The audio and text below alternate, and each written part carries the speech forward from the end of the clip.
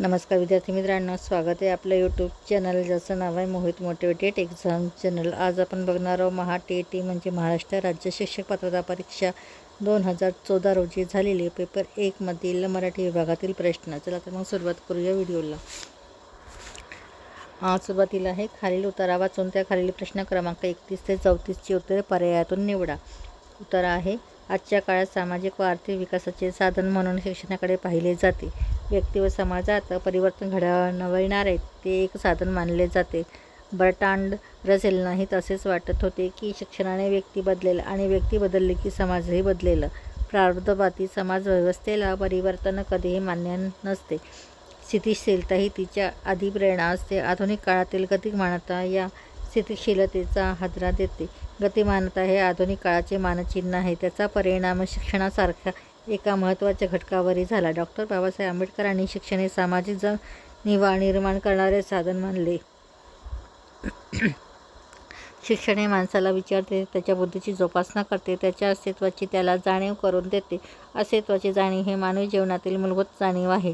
Doctor Babasaheb तिचे महत्त्व पटवून देताना म्हणतात की उपासमारीने शरीराचे पोषण कमी झाल्यास मनुष्य बलहीन होऊन अल्पायुष्य होतो, तसेच शिक्षणाच्या अभावी तो निर्बुद्ध राहिल्यास जिवंतपणे दुसऱ्याचा गुलाम होतो। तर हा झाला उतारा। तर या उत्तरावर आधारित प्रश्न बघूया। प्रश्न क्रमांक 31, आधुनिक काळाचे मानचिन्ह कोणते?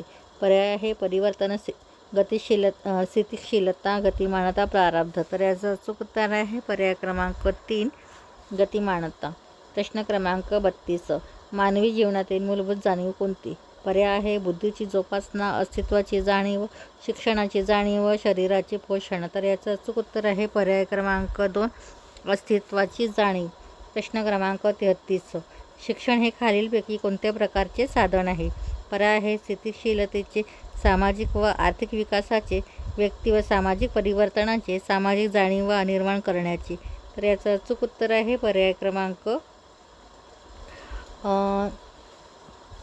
1 स्थितिशीलतेचे। प्रश्न क्रमांक 34, शिक्षणाच्या अभावी मनुष्य काय होईल? पर्याय हे प्रारब्धवादी, अल्पायुषी, परिवर्तनवादी, दुसऱ्याचा गुलाम। तर याचं अचूक उत्तर आहे पर्याय क्रमांक 4 दुसऱ्याचा गुलाम। प्रश्न क्रमांक 35, ग्राह्य या शब्दाचा विरुद्धार्थी शब्द कोणता?